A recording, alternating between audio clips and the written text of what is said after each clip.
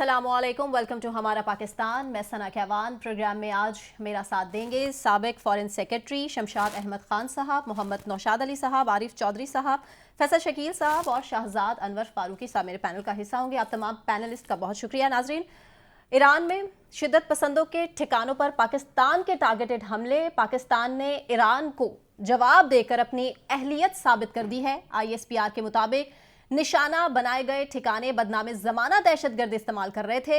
मुसल्लह अफवाज की जानिब से इस अज़्म का इजहार भी किया गया है कि पाकिस्तान की जो मुसल्लह अफवाज है दहशतगर्दी की कार्रवाइयों के खिलाफ पाकिस्तानी शहरियों की हिफाजत को यकीनी बनाने के लिए हमेशा तैयार रहेगी। बयान में मजीद भी कहा कि हम पाकिस्तानी अवाम की हमायत से पाकिस्तान के तमाम दुश्मनों को शिकस्त देने के अपने इस अज़्म का इयादा भी करते हैं। सबसे पहला सवाल शमशाद अहमद खान साहब आप ही के लिए, आपको क्या लगता है, क्या सूरत हाल, क्या मुहर्रिकात हो सकते हैं ईरान के पाकिस्तान पर हमले के पीछे? ईरान ने क्या किसी के इशारे पर इस तरह से किया? मैं ये नहीं कहता कि भी ईरान ने जो कार्रवाई की है वो जस्टिफाइड है, लेकिन ईरान और पाकिस्तान की तारीख बिल्कुल एक्सेप्शनल किस्म की तारीख है। हमारे ताल्लुकात ये आम बरादराना ताल्लुकात नहीं हैं, ये बहुत ही ज़्यादा बरादराना है और इस किस्म के हैं कि हमारे ना कोई बॉर्डर का कज़िया है, ना कोई बाउंड्रीज का किस्सा है और बाकी हमारे सिर्फ स्ट्रेटेजिक मफादात हैं जो कभी कभी एक दूसरे के साथ रगड़ खाते हैं। और उसकी वजह यही है कि दोनों ममालिक की जो जियोपॉलिटिकल लोकेशन है वो बहुत ही अहमियत की हामिल है और वो अहमियत की हामिल है एक दूसरे के लिए। और हमने इकट्ठे बहुत से चैलेंजेस का सामना किया है और ईरान ने हमेशा पाकिस्तान की मदद की है जब भी हमें कोई मसला पड़ा है। मसले मुराद जब 65 की जंग थी तो ईरान हमारे साथ खड़ा रहा। ईरान ने हमें वो बैकयार्ड मुहैया किया जिसमें हम सारे अपने जहाज, अपने एसेट हमने ईरान की सरजमीन पर रखे, उनको महफूज बनाया। इसी तरह 71 में ईरान ने मदद की। 2002 में जब वाजपेयी की सारी फौजें पाकिस्तान के बॉर्डर्स पर आ गई थी तो उस वक्त ईरान ने हमारी मदद की थी। इसी तरह हम भी ईरान की मदद करते हैं। वह ये है कि जो ईरानी दहशतगर्द है जो ईरान में गड़बड़ करते हैं और जो स्पॉन्सर्ड है फ्रॉम आउटसाइड, और ये हमें पता है, ईरान को भी मालूम है, हमें भी पता है, यहाँ पे सियासत चलानी चाहिए थी, डिप्लोमेसी से काम होना चाहिए था। अब जिस वक्त अगर ईरान ने हमला किया था हमारा फॉरेन मिनिस्टर फॉरेन वहां जाके बात करता और ये होता रहा है। 95 से 2001 5 साल जब तालिबान कंट्रोल कर रहे थे अफगानिस्तान को तो हर रोज ये ऐसे वाक़े होते थे। क्या पाकिस्तान जो है वो इराक और शाम की सफ में चला जाए? एक बात। दूसरी बात ये है कि ये सारी बातें, जो ये सारी जिम्मेदारी है वो हमारे पर डल रही है कि पाकिस्तान को सोचना चाहिए था बावजूद इसके कि हमारे पर हमला किया गया है, हमारी फ़िज़ाई हदूद की खिलाफ वर्जी की गई है। देखिए, हमें ये जो सारी जिम्मेदारी है ये सिर्फ वन साइडेड नहीं हो सकती। मैं ये नहीं कह रहा कि हमें इससे आगे बढ़ना है, या मैं ये भी नहीं कह रहा कि हमें इसको एस्केलेट करना है। हमें अब डी एस्केलेट करना है। सफारती मामलात के जरिए ही इसको आगे चलाना चाहिए। लेकिन कोई गवर्नमेंट होती, नौशाद साहब वही बात है, अगर गवर्नमेंट होती है, इंटरिम गवर्नमेंट के तो बस की बात नहीं है ना, गवर्नमेंट होती, कोई भी गवर्नमेंट होती तो ऐसे ही करती। मेरा ये ख्याल है कि यहाँ पर इस वक्त कोई भी हुकूमत होती, यही जवाब दिया जाना चाहिए था जो दिया गया। ईरान ऐसा करता, पॉइंट तो ये है ना। नहीं, बात ये नहीं है ईरान करे या ना करे, ईरान के अमल का जवाबदेह ईरान है, लेकिन हमने रद्द अमल के अंदर जो जवाब दिया है वो हमारी मजबूरी है। आप इस बात को समझिए कि हम इराक और शाम नहीं हो सकते। ये इंपॉर्टेंट बात है। आपकी 7वीं बड़ी फौज है इस वक्त दुनिया की, ईरान जो है वो टॉप 10 में नहीं है। अगर इन हालात के अंदर जब आप पर एक हमला हो जाए, ये जो सारी जिम्मेदारी है ये ईरान ने क्यों फील नहीं की, ईरान ने क्यों महसूस नहीं की, ईरान ने क्यों इंटेलिजेंस शेयर नहीं की, ईरान को कोई मसला आ रहा था वो क्यों नहीं बैठा, उसने सफारतकार क्यों नहीं भेजा? इस टाइम इंटरनेशनल क्रिटिसिज्म का ईरान को सामना है और पाकिस्तान को तो अप्रिशिएट ही किया जा रहा है। ठीक है, आगे बढ़ेंगे। दूसरा टॉपिक है मुस्लिम लीग नून के हवाले से। मुस्लिम लीग नून के कायद नवाज ये कह रहे हैं कि मुझे ना निकाला जाता तो मुल्क का आज ये हाल ना होता, जबकि उन्हीं के छोटे भाई 16 माह वज़ीर आज़म रह चुके। लेकिन नवाज शरीफ साहब उस 16 महीने का जिक्र नहीं करते, उनकी जो बेटी हैं मरियम नवाज वो भी जिक्र नहीं करती उन 16 महीनों का।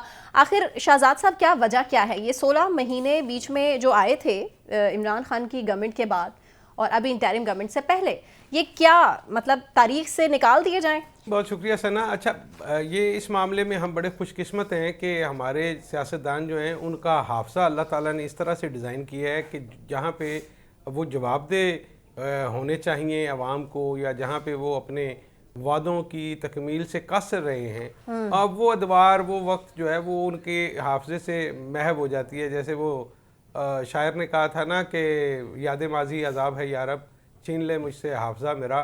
تو یہ ان کا حافظہ جو ہے وہ چھن جاتا ہے جب 16 مہینے کی بات ہو یا اس سے پیچھے کی کوئی بات ہو، تو ہمیں بہت مشکل کا سامنا کرنا پڑتا ہے. ہم یہ چاہتے ہیں کہ یہ، اور مطلب بر صغیر پاک و ہند کی تاریخ بھی اس طرح کی رہی ہے، چونکہ مورخین جو تھے وہ بھی درباری قسم کے ہوا کرتے تھے، تو بیشتر جو تاریخیں لکھی گئیں تو وہ درباری قسم کے جو لوگ تھے انہوں نے لکھی، اور انہوں نے بادشاہ وقت کی مرضی کے مطابق لکھی. تو اب آہستہ آہستہ وہ جو مورخین کی گرفت تھی یا جو اس پہ معاملہ تھا وہ کمزور ہو گیا ہے. وقت اور ٹیکنالوجی آگے نکل گئی ہے، سچویشن ایسی ہے کہ اب کوئی چیز کسی سے چھپتی نہیں ہے. یہ سوشل میڈیا اور ڈیجیٹل میڈیا کا دور ہے، یہاں پہ ایک لمحے میں بات پوری دنیا میں پھیل جاتی ہے. تو یہ اتنی بڑی مشکل ہے کہ جس سے ہمارے جو اس وقت کے حکمران ہیں یا جو ابھی آنے والے حکمران ہیں ان کو اس چیلنج کا ادراک نہیں ہے اس طرح سے کہ یہ ہم کس مصیبت میں پھنس گئے ہیں. یہاں پہ بات کہیں ہوتی ہے بلوچستان کے کسی دور افتادہ گاؤں میں ہوگی، یا ڈیرہ غازی خان مطلب توسا شریف اور ادھر، اور آپ دیکھیں گے کہ ود ان فیو آورز وہ پورے پاکستان میں جو ہے وہ ویڈیو جو ہے وہ وائرل ہو چکی ہوتی ہے اور لوگوں کو پتہ چلتا ہے کہ یہ ہو گیا. تو اب یہ جو چیلنج ہے یہ بڑا مشکل ہے. پہلے اخبارات ہوا کرتے تھے، ایک سرکاری ٹی وی تھا، اس میں آپ نے کہہ دیا لوگ بھول جاتے تھے. لیکن اب مسئلہ یہ ہے، میں تو یہ کہتا ہوں کہ ابھی بھی جو وہ باتیں کر رہے ہیں، وہ چاہے مسلم لیگ نون والے ہوں، پیپلز پارٹی والے ہوں، جب پی ٹی آئی والے ہوں، وہ مہربانی کریں ہمیں ایک ریٹن سٹیٹمنٹ وہ جاری کر دیں کہ وہ اقتدار میں آنے کے بعد کیا کریں گے. اور ہر ووٹر کو جو ہے وہ ووٹ ڈالتے ہوئے یہ تینوں چیزیں سائن کی ہوئی جو ہے نا سربراہ پارٹی، اس کی طرف سے ایفیڈیوٹ ہو کہ جناب ہم آ کے 300 یونٹ بجلی فری دیں گے. دوسرے صاحبان کہہ رہے ہیں کہ ہم بے روزگاری کم کریں گے. تیسرے صاحبان کہہ رہے ہیں کہ ہم جو ہے پاکستان کی معاشی حالت بہتر کریں گے. تو وہ ہمیں سائن کر کے دے دیں تاکہ اگلی دفعہ جو ہے وہ 62-63 کا اطلاق جو ہے وہ سیدھی طرح سے ہم ان تمام لوگوں پر کر سکیں جن لوگوں نے اپنے کہی ہوئی بات پر عمل نہیں کیا اور وہ صادق اور امین نہیں رہے. تو میرے خیال میں کم از کم ایک الیکشن کے لیے تو وہ سربراہ پارٹی جو ہیں وہ الیکشن سے فارغ ہو جائیں. یہ جو وتیرہ ہم نے بنا رکھا ہے نا کہ ہم صرف باتیں کرتے ہیں، ہمیں لگتا یہ ہے کہ ہماری باتیں جو ہیں وہ لوگ سنتے ہیں اور مشہور ہو جاتی ہیں. لیکن وہ ایک بڑی مشہور کہاوت ہے کہ آپ سارے لوگوں کو تھوڑے وقت کے لیے بیوقوف بنا سکتے ہیں، تھوڑے لوگوں کو سارے وقت کے لیے بیوقوف بنا سکتے ہیں، لیکن یہ ممکن نہیں ہے کہ آپ سارے لوگوں کو سارے وقت کے لیے بیوقوف بنائیں. تو ہمارے سیاسی رہنماؤں کی آج تک کوشش یہی رہی ہے کہ وہ سارے لوگوں کو سارے وقت کے لیے بیوقوف بنائیں. شہزاد صاحب اب تک تو ایسے ہی ہوتا آ رہا ہے. ایڈ کریں گے اور شہزاد نہیں میں تو کہہ رہا ہوں، لیکن اب یہ جو میڈیا نے اور ذرائع ابلاغ نے جس طرح کی ترقی کی ہے اس میں اب چیزیں میں آپ کو یاد نہیں ہے وہ جب پناما والا ایشو ہوا تھا سوشل میڈیا پروپیگنڈا کہتے ہیں نا، اسمبلی میں کھڑے ہو کے کہا تھا یہ سب فکر نہ کرے عوام بھول جائے گی. آپ کے ہوتے نہیں بھول سکے گا کوئی، مجھے پتا ہے آپ یاد کراتے رہیں گے. چلیں فیصل صاحب سے سوال. نہیں میری کیا بساط ہے. فیصل صاحب شہباز شریف یہ کہہ رہے ہیں کہ پنجاب کے وزیر اعلیٰ کا فیصلہ نواز شریف صاحب کریں گے، یہ آخر اتنے پر اعتماد کیسے ہیں؟ دیکھیں پر اعتماد اسی لیے ہیں کہ انہیں اعتماد دیا گیا ہے، انہیں جو ہے وہ اس بات کی یقین دہانی کرائی گئی ہے کہ آئندہ جو ہے وہ حکومت ان کی ہوگی. اور آپ دیکھ سکتی ہیں کہ جب سے واپسی ہوئی ہے نواز شریف صاحب کی اور اس کے بعد سے جو کاغذات نامزدگی ہیں، امیدوار ہیں، اور اب جو ہے وہ آئے ہیں میدان کے اندر، اب جلسے جلوس شروع کیے، ورنہ تو پر اعتماد تو پہلے بھی تھے اور یہ کرتے رہے. تو اعتماد دلایا گیا ہے، ان کو یقین دہانی ہے اس بات کی، اور لگ بھی یہی رہا ہے حالات و واقعات سے جس طرح سے مخالفین کے ساتھ ہو رہا ہے. ایک تو میں آپ کو یہ بتاؤں کہ پی ٹی آئی یہ کہہ رہی تھی نا کہ لندن پلان، اب تو جو ہے وہ پیپلز پارٹی نے بھی کہنا شروع کر دیا ہے کہ لندن پلان ڈیل کے ذریعے یہ تمام واپسی ہوئی ہے، اور اسی طرح انہیں یقین دہانی کرائی گئی ہے اور ایک لاڈلے کو ہٹا کے دوسرے لاڈلے کو لایا جا رہا ہے. تو اب تو جو پیپلز پارٹی ہے اس نے بھی یہی کہنا شروع کر دیا ہے. تو یقیناً اس بات میں جو ہے وہ کہیں نہ کہیں صداقت تو ہے کہ کسی نہ کسی طرح کا کوئی معاہدہ ہوا ہے، اسی طرح کہ اسی لیے جو ہے وہ یہ آ کے اس طرح سے کام کر رہے ہیں اور کہہ رہے ہیں کہ وزیر اعلیٰ جو ہے وہ اس کا فیصلہ ہوگا، وزیر اعظم کون ہوگا. میں تو یہ سمجھتا ہوں کہ شاید وزارتیں بھی بڑھ گئی ہوں گی کہ وزیر خارجہ کون ہوگا اور دیگر جو اہم وزارتوں پہ کون کون ہوگا. ٹھیک ہے فیصل صاحب، پوائنٹ آپ کا کلیئر ہے. عارف چودھری صاحب، مجھے نہ نکالا جاتا تو ملک کے آج ایسے حالات نہ ہوتے، آپ کتنا اس پر اگری کرتے ہیں؟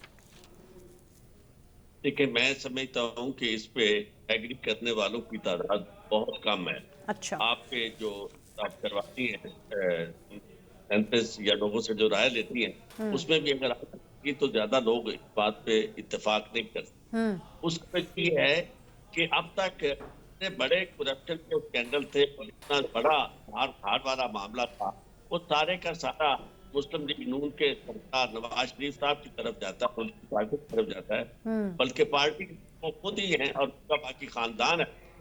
تو میں کبھی کہوں گا کہ اس بارے میں مان لیا جائے کہ جناب اگر انہیں نہ نکالا جاتا. ایک بات ضرور ہے کہ میں اس بات سے ضرور اتفاق کروں گا کہ اگر پاکستان کے اندر تسلسل رہتا، ہاں جی، اقتدار کی جو جمہوریت کا ہے یہ تسلسل. نہ ہوتی اور ہوتے اور الیکشن کے ذریعے لوگ آتے، نہ ذوالفقار علی بھٹو کو قتل کیا جاتا، شہید کیا جاتا، نہ ان کے بعد آنے والے وہ راج ہوتے مشغول نواز شریف کے. اگر سب کو اس طرح پورا ٹائم کرنے دیا جاتا تو اس میں فیصلہ جو تھا وہ عوام کرتے اور عوام ان کا حساب کرتے اور انہیں بتاتے کہ جناب آپ نے یہ جو ابھی میرے دوست فرما رہے تھے نا کہ ہمارے لوگوں کا حادثہ وہ سمجھتے ہیں کہ بہت کم ہے. یہ حادثہ جو ہے یہ لوگوں بہت تیز ہے. باقی انہوں نے صحیح کہا تھا کہ حکمرانوں کا اور سیاستدانوں کا حادثہ جو ہے یہ زیادہ تک ہے. تو اس سارے عمل میں یہ سمجھتا ہوں کہ یہ بالکل پاکستان کے ساتھ جو ظلم ہوا ہے اور جو مسلسل آج تک ہو رہا ہے جس کو ہم سمجھنے کی کوشش نہیں کر رہے، فوری طور پر ہم کہہ دیتے ہیں کہ آپ ہر چیز کا ایکشن کا ریئیکشن کیا جائے. بائی ری ایکشن جو ہے تو اگر آپ پوری ترتیب کے ساتھ نہیں دیتے، اسی سے سارے مسائل پیدا ہوتے ہیں. اگر پاکستان کو بچانا ہے اور پاکستان کو آگے بڑھ تو ہمیں یہ سوچنا ہوگا کہ انہوں نے پاکستان لوٹا ہے تو اور جو سبھی کہتے ہیں کہ ہم نے نہیں لوٹا، انسان آزادی سے لوگوں کو سپرد کر دیا جائے اور لوگوں کو یہ موقع دیا جائے کہ کوئی انتخاب کرے اور اپنی مرضی سے حکومت بنائے اور اس کے بعد پتہ چلے کہ پاکستان میں کس کو نکالنا ہے اور کس کو رکھنا ہے. تو یہ عمل ایسا نہیں ہے کہ جسے کہا جائے، ورنہ صاحب کی اسٹیٹمنٹ تو بالکل میں سمجھتا ہوں قابل تسلیم نہیں. ٹھیک، درست. عارف صاحب آپ کا پوائنٹ کلیئر ہے، لیکن مجھے بریک اناؤنس کرنا ہے. بریک سے واپس آنے کے بعد ہم یہیں سے شروع کریں گے. ہمارے ساتھ رہیے.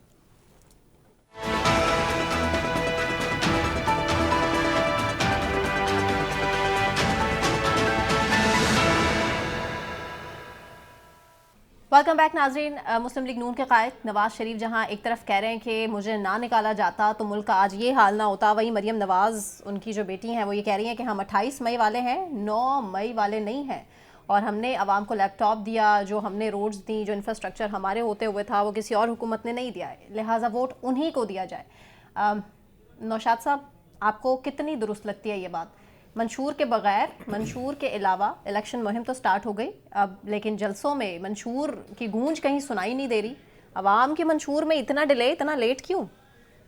دیکھیے، جو چیزیں میں نے نوٹ کی آج کے جلسے کے اندر، میرے لیے تھوڑا پریشانی کا باعث تھا یہ معاملہ کہ نواز شریف صاحب پہلا جلسہ کرنے کے لیے باہر تشریف لائے، اچھی خاصی عوام موجود تھی، جلسہ ٹھیک تھا، اس کے باوجود بڑا مختصر سا خطاب کیا ہے. یہ مختصر کیوں کیا یہ ابھی میں نہیں جان پایا کہ ایسا کیا ہوا کہ وہ انہوں نے بہت مختصر سا خطاب کیا. مریم نواز نے پہلے خطاب کرنا تھا، میاں صاحب نے خود کہہ کے پہلے اپنا خطاب کروایا اور پھر مریم نواز صاحبہ کو دیا. پھر مریم نواز صاحبہ نے بھی کوئی لمبا چوڑا خطاب نہیں کیا، انہوں نے بھی میرے اندازوں کے مطابق انہوں نے مختصر خطاب کیا. اب بات رہی کہ مریم نے کیا کہا. مریم کی بات کافی حد تک درست بھی ہے، لیکن جو بات شہزاد صاحب کہہ رہے ہیں وہ بھی درست ہے کہ دیکھیے یہ جو معاملہ ہے، لوگ جس حالت کو پہنچ چکے ہیں انہیں 16 ماہ کی حکومت کا حساب بھی چاہیے. وہ پوچھتے ہیں، وہ بات کرتے ہیں، اور اس کے ذمہ دار تمام وہ لوگ ہیں جو اس حکومت کے اندر جو اتحادی تھے. لیکن نون لیگ چونکہ لیڈ کر رہی تھی، اس لیے نون لیگ کو اس کا جواب بھی دینا، ہر جماعت کو جواب دینا چاہیے. پاکستان تحریک انصاف کو 3.5 سال کا جواب دینا چاہیے، پی ڈی ایم حکومتوں کو 16 ماہ کا جواب دینا چاہیے.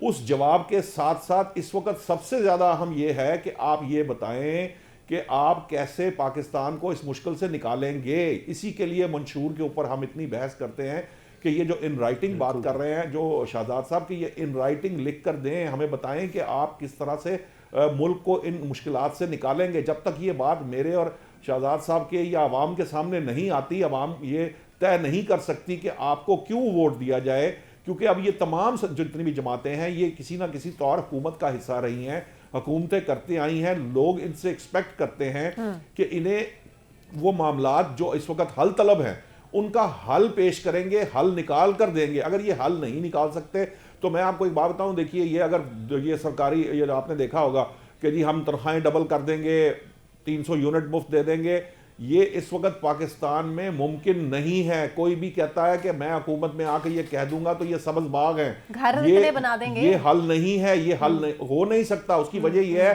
کہ یہ بات طے ہے کہ آپ کی جو بھی حکومت آئے گی اس کو ایک نئے IMF پروگرام میں جانا پڑے گا.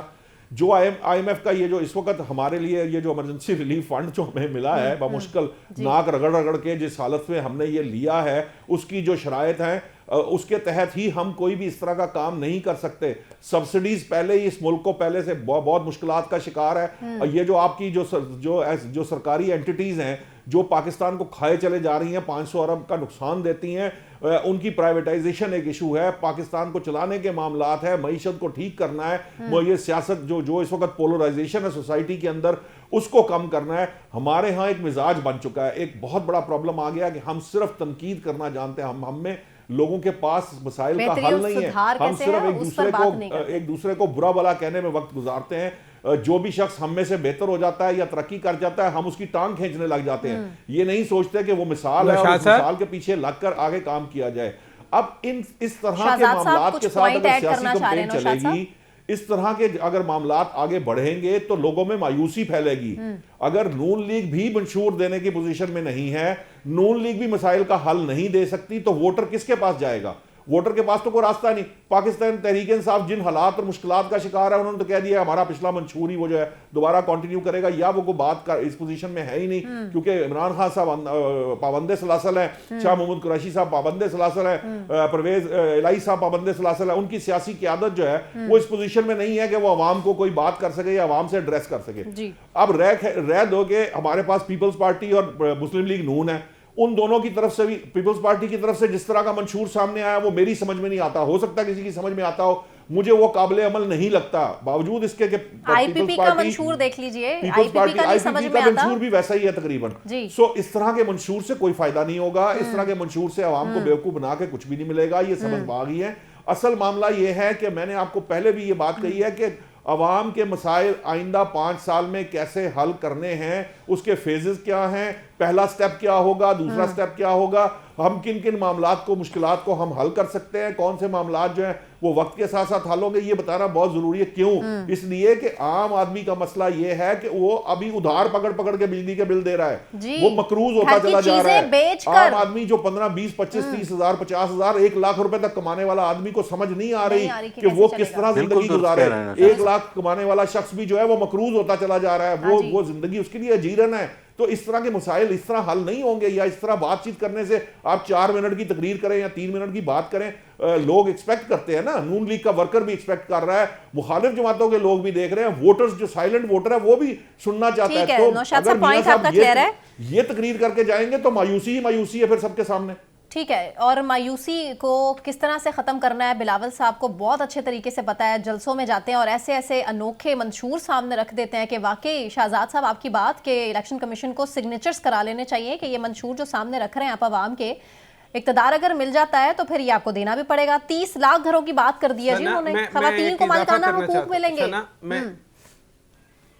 میں ایک اضافہ کرنا چاہتا ہوں. کیا؟ آج دوپہر کے کھانے پہ میری ایک سابق چیئرمین FBR سے ملاقات ہوئی اور میں نے ان سے کہا کہ جو موجودہ معاشی صورتحال ہے تو آپ جیسے لوگ جو ہیں اکانومسٹ، تو وہ تو کوئی فیڈ بیک دیں بیٹھ کے کوئی تھنک ٹینک کے ذریعے اور یہ نکالیں ملک کو اس صورتحال سے.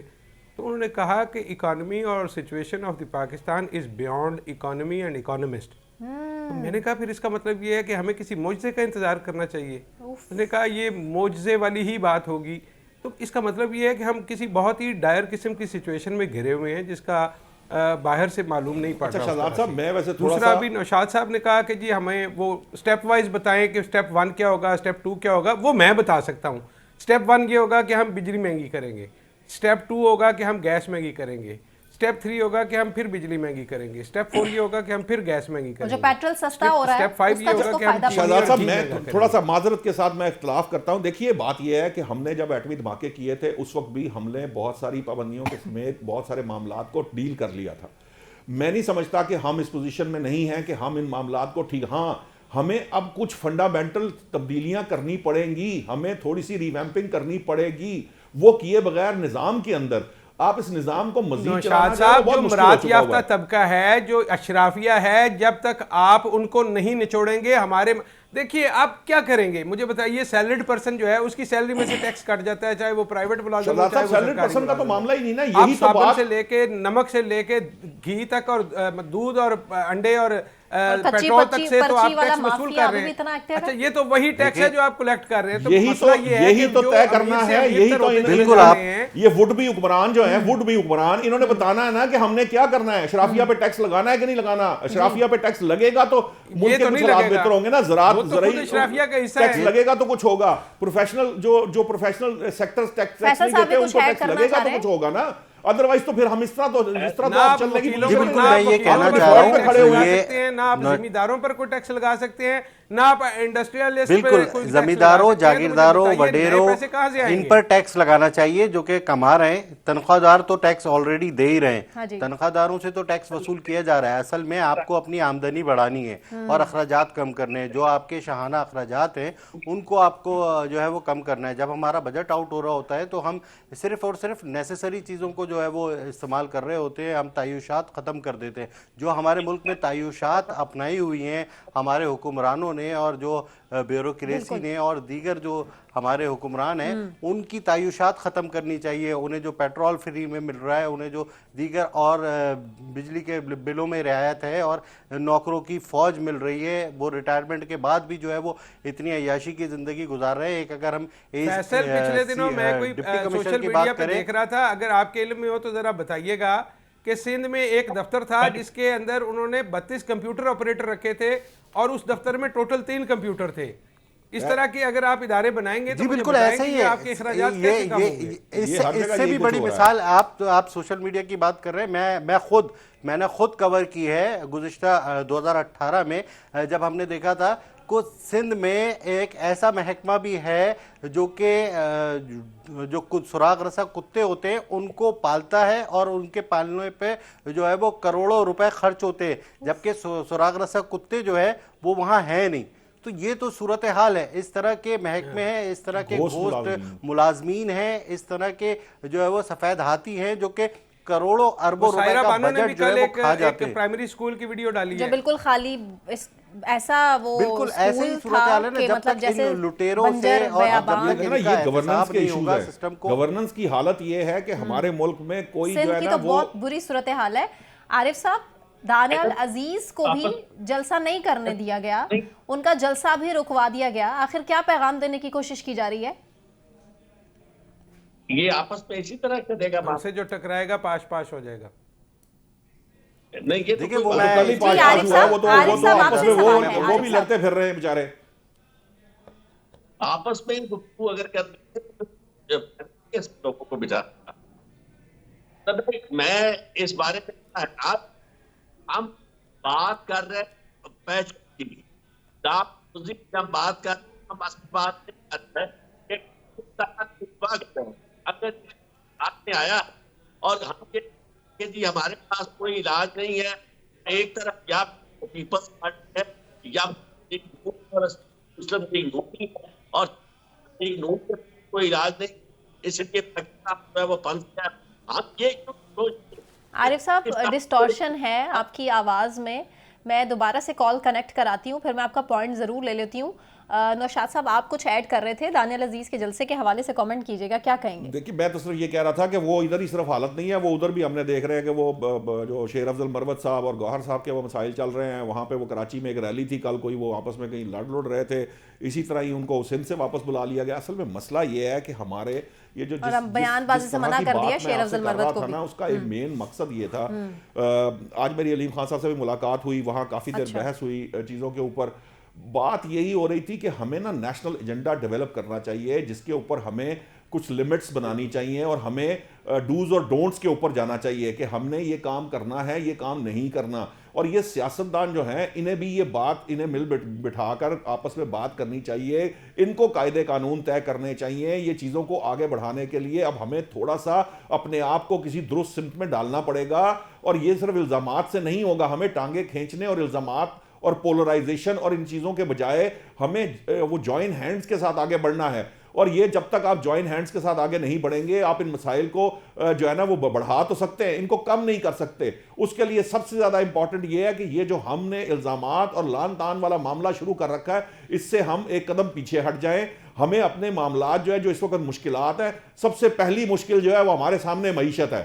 معیشت کا سلوشن لازم ہے. اگر معیشت کا سلوشن نہیں آئے گا تو مزید جو مسائل ہیں وہ ایگریویٹ ہونا شروع ہو جائیں گے. اس لیے ہمیں سب سے پہلے پرائرٹی کے اوپر معیشت کے معاملات کو درست کرنا ہے. کچھ چیزیں لے ڈاؤن کی گئی ہیں ریاست کی طرف سے بھی، کچھ چیزیں 16 ماہ کی حکومت میں بھی کی گئیں، کچھ ایگزیکیوشنز جو ہیں وہ نگران حکومت کے دور میں بھی کی ہیں. لیکن یہ جس طرف ہم بات کر رہے ہیں کہ یہ ساری گورننس اور یہ جو مسائل ہیں ان کے لیے ہمیں اکٹھے ہو کر اب ایک دوسرے کا گریبان پکڑنے سے باہر نکلنا پڑے گا. ہمیں ایک دوسرے کو ہیلپ آؤٹ کرنا ہوگا. ہمیں ایک دوسرے کا ہاتھ پکڑ کے یہ جو مسائل ہمارے سامنے کھڑے ہیں یہ ان کا حل نکالنا پڑے گا. اگر ہم انہی طرح اسی طرح کی گفتگو میں باہر آنا پڑے گا. یہ صرف الزامات کے بہاف پہ یا گفتگو سے ہی ہم اپنا بیڑا غرق نہیں کرتے رہیں گے. کہ تمام سیاستدان سر جوڑ کر بیٹھیں اور اب صرف ملک کا سوچ لیں. تمام سیاستدان اپنی جو انا کی جنگ ہے اس کو دور پیچھے کہیں پھینکیں اور صرف پاکستان کا سوچ لیں، معیشت کا سوچ لیں. آپ کو نہیں لگتا کہ اب یہ وقت ہے، لمحہ فکریہ ہے؟ اس کے لیے ایک لفظ استعمال ہوتا ہے جسے کہتے ہیں سوفسٹری. جب ہم اصل مسئلے کی طرف نہیں جاتے اور ادھر ادھر کی بات کو ہم سمجھتے ہیں کہ جی وہ بڑی امپورٹنٹ ہے. میرے نزدیک سب سے امپورٹنٹ معاملہ یہ ہے کہ اس وقت پاکستان اس مجدھار میں جو پھنسا ہے وہ کیوں پھنسا ہے اس کی. اور ہم جب یہ کہتے ہیں کہ جی ہمارے پاس جی ایک مسلم لیگ نون ہے اور مسلم لیگ نون کے پاس علاج کوئی نہیں ہے پاکستان کے مسائل کا، اور باقی پارٹی تو جو وہ تو جناب جیل میں ہے اور باقی ان کے لیڈر ان پہ پابندیاں لگی ہوئی ہیں. ایسی بات میں سمجھتا ہوں کہ خود جنہوں نے یہ کیفیت پیدا کی ہے انہیں میں نے یہ نہیں کہا کہ ان کے پاس علاج نہیں ہے، میں نے یہ کہا کہ انہوں نے علاج پیش نہیں کیا. آگے پازیٹیولی لے کے جائیں پاکستان کو، اس کے اندر سیاسی خلفشار کو. یہ سیاستدانوں کے اختیار کی بات نہیں ہے کہ وہ آپس میں ساتھ جوڑ کے بیٹھ جائیں. جو پیچھے سے ان کے سر علیحدہ علیحدہ کر رہے ہیں یا ان کے سر ٹکرا رہے ہیں آپس میں، تو نہ کریں نا سر. یہ کہ وہ سوچے اور پاکستان کو صحیح سمت میں لانے کے لیے ساری پارٹیوں کو آزاد کرے اور یہ چھوٹے چھوٹے ایشوز جو ہیں ان کو نظر انداز کرے. پاکستان اب زیادہ مشکلات میں گرتا چلا جا رہا ہے اور ہمیں اندازہ ہو رہا ہے کہ اندرونی مشکلات تو علیحدہ، بیرونی مشکلات دشمن جو ہے وہ تیز ہو رہا ہے. اس کا علاج بالکل ایسا نہیں ہے کہ ہم اس طرح آپ جب لڑتے رہیں گے انٹرنل آپ کے معاملات ایسے رہیں گے تو ایکسٹرنل بھی پھر لوگ بھی اس کا فائدہ اٹھائیں گے. ہر شخص حصہ لے سکے اور آزادانہ اور خود مختارانہ انداز سے معاملات کو چلایا جائے اور پاکستان کے بارے میں لوگوں کی رائے بدلے. انصاف کا نظام اس کو درست اگر کرنا ہے تو اس کے لیے بھی آپ کو سب سے پہلے اپنا نظام سیاست جو ہے درست کرنا ہوگا. یہی میں کہہ رہا تھا، یہی بات میں نے کہی تھی. البتہ ایک بات میں نے نہیں کہی تھی وہ یہ کہ مسلم لیگ کے پاس حل نہیں ہے. میں نے کہا تھا انہوں نے حل پیش نہیں کیا جس سے مایوسی بڑھ سکتی ہے. سو اس بات میں اور ان کے پاس حل نہ ہونے میں فرق ہے.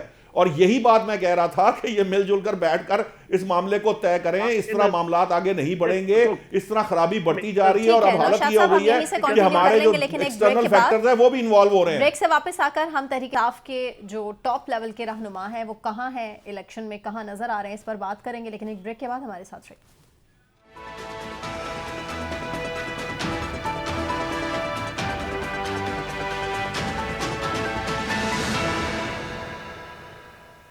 ویلکم بیک ناظرین. پاکستان تحریک انصاف کے ٹاپ لیول کے رہنما فی الحال الیکشن سے ہی باہر ہیں. تحریک انصاف کی اے بی ٹیم الیکشن میں اترنے سے پہلے ہی فی الحال آؤٹ ہے الیکشن سے. ٹیم سی کے ساتھ تحریک انصاف الیکشن میں اتر رہی ہے. تحریک انصاف کا ایک کے بعد ایک پلان فیل بھی ہوتا ہمیں دکھائی دے رہا ہے. بڑھتی مشکلات میں اندرونی اختلافات بھی سامنے آ رہے ہیں، لیکن پھر بھی عوام کی توجہ کا مرکز پلان سی بنا ہوا ہے کہ آخر پلان سی کیا ہو سکتا ہے. سب سے پہلے نوشاد صاحب آپ ہی سے سوال, آپ کو کیا لگتا ہے کہ پلان سی کتنا کارگر ثابت ہوگا جبکہ باقی پلانس کی صورتحال تو ہمارے سامنے ہے؟ دیکھیے ٹیم اے بی سی نہیں, یہ تو مجھے ٹیم ایم ایل لگ رہی ہے. لائرز کی ٹیم ہے اس وقت پاکستان تحریک انصاف کو, اور وہی لیڈ کر رہے ہیں اس وقت پاکستان تحریک انصاف کو. باقی رہی بات, دیکھیے پلان سی کچھ بھی ہو, دو طرح کی باتیں سامنے آئی ہیں. ایک تو میں بھی آپ کو بتا چکا ہوں کہ اس طرح کی بات آ رہی ہے کہ 8 فروری کی شام کو دمادم مست قلندر کرنے کا پروگرام ہے, انٹرنیٹ بند کرنے کا بھی پروگرام ہے. نہیں, میں پی ٹی آئی کی سائڈ سے بات کر رہا ہوں. اچھا. حکومت جو بھی اس کے اوپر یہ اسٹیپ لے گی وہ ایک علیحدہ سے ڈیبیٹ ہے. اچھا, دوسری طرف یہ بھی آ رہا ہے کہ وہاں پر یہ جو ووٹس ہیں ان کے اوپر ڈبل سٹیمپ کر کے اور 3 سٹیمپس لگا کر ان کو ووٹ کو ضائع کیا جائے اور بعد میں آروز پہ نشان لگائیے. اس طرح کی باتیں سننے میں آ رہی ہیں, لیکن میں نہیں سمجھتا کہ اس طرح کا کوئی پلان ہونا چاہیے. میں بار بار یہی بات کر رہا ہوں کہ چاہے کوئی بھی سیاسی جماعت ہو, سب سے پہلے ان تمام سیاسی جماعتوں کو یہ سوچ لینا چاہیے کہ یہ ملک جو ہے نا وہ سب سے زیادہ اہم ہے. اس وقت ہم جس نہج کو پہنچ چکے ہیں اپنے انٹرنل معاملات میں بھی, اور آج آپ ایکسٹرنل معاملات کو بھی دیکھ رہے ہیں, تو اب ہمیں تھوڑا سا ہوش کے ناخن لے لینے چاہیے. ہمیں معاملات کو طریقے سے طے کرنا چاہیے. کسی بھی معاملہ جو ہر وہ چیز, وہ کوئی بھی جماعت ہو جو انتشار کی طرف لے کے جائے یا معاملات کو مزید بگاڑ پیدا کرے, اس سے ہمیں پیچھے ہٹ جانا چاہیے. اور ہمیں اس وقت جو ہے نا وہ ریکنسیلیشن کی ضرورت ہے, انٹرنل ریکنسیلیشن کے ساتھ آگے بڑھنا چاہیے تاکہ انتخابات ہونے کے بعد آپ معاملات کو بہتری کی طرف لے جا سکیں. اگر انتشار بڑھتا رہا اور یہی کام جو آج ہو رہا ہے, جس طرح سے ہم چلتے چلے جا رہے ہیں, یہ جو ہے نا یہ ہیڈ آن وہ کولیجن کی طرف جا رہے ہیں اور یہ نقصان دہ ہو سکتا ہے. اس لیے ہمیں اس سے بچنا چاہیے, بردباری سے کام لینا چاہیے, چاہے وہ P T I who, known league ہو یا پیپلز پارٹی ہو. فیصل صاحب, پی ٹی آئی کے اندرونی اختلافات کے بارے میں کیا اپڈیٹس ہیں آپ کے پاس؟ شیر افضل مروت صاحب کبھی ٹارگٹ کر رہے ہیں بیرسٹر گوہر بیرسٹر صاحب, قریشی صاحب اور عمران اسماعیل والا بھی کٹا کھول گیا, رؤف حسن صاحب کو وہ ان کو جو ہے تنقید کر رہے ہیں, اور فی الحال شیر افضل مروت صاحب کو خاموش کرا دیا گیا ہے. تو کیا لگتا ہے آپ کو یہ اختلافات مزید مشکلات کھڑی کر سکتے ہیں پی ٹی آئی کے لیے؟ بالکل مزید مشکلات کھڑی کر سکتے ہیں اور کھڑی کر بھی رہے ہیں. جو اندرونی اختلافات ہیں ان کے, چاہے وہ شیر افغان صاحب کے ہوں یا بیرسٹر صاحب کے ہوں یا عمران اسماعیل کے ہوں, جو اندرونی اختلافات ہیں وہ تو ہیں اپنی جگہ, لیکن جو تحریک انصاف کے ساتھ کیا جا رہا ہے, جیسے کہ نوشاد صاحب نے بولا کہ سب کو مل بیٹھ کے جو ہے وہ ملک کی معیشت کے لیے سوچنا چاہیے اور تمام پرانی چیزوں کو بھول جانا چاہیے. لیکن یہ انتقام کی سیاست جب تک ہے, جب تک آپ ان کو ایک اسپیس نہیں دیں گے تو یہ کیسے ممکن ہے؟ میں یہ سمجھتا ہوں کہ یہ ممکن نہیں ہے اس طرح سے کہ آپ جو ہے وہ ایک بڑی پارٹی ہے تحریک انصاف جیسی بھی, اس نے جو ہے وہ ووٹ حاصل کیے, ان کے وزیر اعظم آئے, اب ان کے ساتھ اس طرح کا سلوک کہ ان کی جو ہے وہ ٹاپ لیول کی قیادت جو ہے وہ الیکشن نہیں لڑ سکتی, اس کے علاوہ بی لیول ٹیم بھی جو ہے وہ نہیں آ سکتی, ابھی وہ کارنر میٹنگ نہیں کر سکتے, ان سے جو ہے ان کا انتخابی نشان چھین لیا گیا, اور جو بچے کچھ لوگ ہیں وہ چھپا کے جو ہے وہ کام کر رہے ہیں. پاکستان تحریک انصاف تو فی الحال پلانز اپنے سامنے رکھ رہی ہے, لیکن ہم دیکھ رہے ہیں عارف صاحب کہ وہ پلانز سے ملک کو جو ہے وہ فلاپ کیسے ہو رہے نکالا جائے گا. تو الیکشن میں اور الیکشن سے پہلے آپ کو لگتا ہے کہ بڑا سرپرائز پی ٹی آئی کو کوئی مل جائے گا؟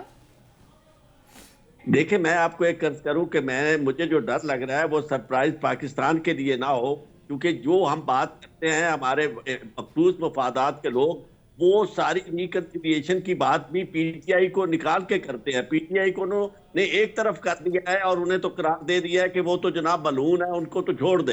اور انہیں چھوڑنے کا مطلب یہ ہے کہ پاکستان کی 70 سے 75% آبادی جو ہے اس کو آپ نظر انداز کر کے آگے چلنا چاہتے ہیں, اور اس طرح یہ کہاں سے ثابت ہوا عارف چودھری صاحب کہ یہ 75% ہیں؟ یہ دیکھیں نا, یہی مسئلہ ہے کہ یہ اپنی مرضی سے ہی بیٹھ کے یہاں 75% کر لیا ہے انہوں نے. پچھلے انتخابات میں جب حکومت بنائی تھی تو کتنے ووٹ لیے تھے پاکستان تحریک انصاف نے چوہی صاحب؟ جی کیا 75% ووٹ لیے تھے پچھلی جب حکومت بنائی تھی اسٹیبلشمنٹ کی پوری ٹیم کے ساتھ, ان کی تمام تر سپورٹ کے ساتھ, کیا 75% ووٹ ملے تھے؟ فیکٹس کو ٹویسٹ نہ کیا کریں آپ کیا کریں پر. اور بات یہ ہے کہ جو سروے آ رہا ہے اس میں میں کہتا ہوں کون سا سروے ہے جس میں 75% آگے؟ ایک نے کہہ دیا, وہ ایک جو ہے وہ 80% کہہ دیتا ہے, پی ٹی آئی کا لیڈر دوسرا 60% کہتا ہے, آپ نے 75% نکال لیے ہیں. کہ ان کو نظر انداز کرنا, انہیں میدان نکالنا ہے. یعنی جتنے فیصد بھی ہو پاکستانی تو ہے, بھائی کس نے کہا نکالنا ہے؟ میں نے کب کہا؟ میں تو کہہ ہی رہا ہوں کہ پاکستان تحریک انصاف کے ساتھ مل کے یہ معاملات کو طے کریں، اس معاملات کو خراب نہ کریں، مزید بڑا خرابی پیدا نہ ہو۔ میں کب کہہ رہا ہوں کہ پاکستان تحریک انصاف کو نکال دیں؟ میں نے تو نہیں کہا۔ اس طرح بات کیوں نہیں کرنے دیتے؟ یعنی مجھے تو یہ لگتا ہے آپ خود مارشل آرٹس ہے، یعنی جو بات کرنے لگتا ہے آپ صرف ایک مسلم لیگ نون کے لیے ساتھ ہے کہ باقی لوگوں کو نہیں کرنے دیتے۔ یہ صاحب میں نے صرف آپ سے یہ عرض کی کہ میں نے کب کہا؟ آپ میرے الفاظ کو تروڑ مروڑ کے میرے منہ میں تو نہ ڈالیں۔ آپ اسی وقت میں آ جائیں اور آپ مسلسل بولتے رہے۔ میری رائے صرف یہ ہے کہ پاکستان کو اس وقت اس مصیبت سے نکالا جائے اور پاکستان کو نکالنے کا باعث علاج یہ ہے کہ آزادانہ اور منصفانہ انتخابات کرائے جائیں، پی ٹی آئی پر پابندی ختم کی جائے، یہ میری گزارش ہے۔ ٹھیک ہے، اور سب ہم پوائنٹ کو نہیں ہے۔ چاہتے کہ یہ شہزاد آواز صاحب تک پہنچے۔ ٹھیک سر، پوائنٹ آپ کا کلیئر ہے۔ شہزاد صاحب آپ کو کیا لگتا ہے کہ جو سی ٹیم ہے پی ٹی آئی کی وہ مخالفین کا ڈٹ کر مقابلہ کر لے گی؟ اچھا، جو سی ٹیم ہے پی ٹی آئی کی وہ مقابلہ تو کر لے گی، ڈٹ کر کرنے کے حالات اس طرح سے سازگار نہیں ہیں، لیکن ظاہر ہے وہ جس طرح کہتے ہیں نا کہ مقابلہ تو دل ناتواں نے خوب کیا، تو مقابلہ وہ کریں گے۔ وہ جو پلان سی ہے بنیادی طور پر میں جہاں تک سمجھ پایا ہوں وہ یہ ہے کہ بڑی تعداد میں لوگ نکلیں اور اپنا ووٹ کاسٹ کریں، اور اس کے بعد وہ ادھر اپنے پولنگ اسٹیشنز کے باہر یا اپنے آر او کے دفتر کے باہر وہ بیٹھ جائیں اور یہ انتظار کریں کہ وہاں سے رزلٹ کیا نکلتا ہے اور وہ رزلٹ لے کر اٹھے۔ اگر آپ کو یہ لگتا ہے کہ آپ کے ووٹ اس تعداد میں ہیں کہ آپ جیت سکتے ہیں تو اپنی اس جیت کا پہرا دیں۔ اگر آپ نے اس موقع کو ضائع کیا اور اپنے ووٹ کو کاؤنٹ ہونے سے، جس طرح سے ابھی نوشاد صاحب کہہ رہے تھے نا 2-2 3-3 ٹھپے، تو 2-2 3-3 ٹھپوں لگانے کا تحریک انصاف کو تو کوئی فائدہ نہیں ہے، اس کا تو ان کو نقصان ہوگا۔ تو اگر ابھی آپ جو ایک آرگومنٹ دے رہے تھے کہ وہ جو ہے 1 کروڑ 70 لاکھ نہیں ہے یا 3 کروڑ نہیں ہے یا 75% نہیں ہے، تو میں نوشاد صاحب ایک چھوٹا سا سوال کرتا ہوں کہ پچھلے الیکشن میں غالباً 1 کروڑ 70 لاکھ ہے، آپ کہتے ہیں اس میں اسٹیبلشمنٹ بھی تھی، اس میں فلانا بھی تھا، چلے جی 70 لاکھ نکال دیں، 1 کروڑ ووٹ تھا؟ بھئی تھا، میں نے کب کہا نہیں ہے، اب بھی ہوگا۔ یہیں سے شروع کر لیں گے، لیکن آنے والے پروگرام میں مجھے کلوزنگ کی طرف بھی بڑھنا ہے۔ مان گئے نوشاد صاحب، شہزاد صاحب آپ منوانے پر کامیاب ہو گئے، مان گئے نوشاد صاحب۔ اگر 1 کروڑ ووٹر بھی آپ نے سسٹم سے نکال دیا ہے، بھئی نہ نکالے، اس کا میں نے کب مطلب کہا یہ ہے کہ 1 کروڑ لوگوں کو میں نے تو ایسا کچھ نہیں کہا دینے سے منع کیا گیا ہے۔ یہی وہ نقطہ آنے تھا والے جس کے پروگرامز میں ہم حوالے یہیں سے سے کنٹینیو کر سپریم لیں کورٹ آف پاکستان میں آرٹیکل 17 کا وہ سہارا لینے کی کوشش کی جا رہی ہے۔ بہت شکریہ محمد نوشاد علی صاحب، عارف چودھری صاحب، شہزاد انور فاروقی صاحب، فیصل شکیل صاحب، آپ تمام پینلسٹ کا بہت شکریہ۔ مجھے ایوان کو اجازت دیجیے، اپنا خیال رکھیے۔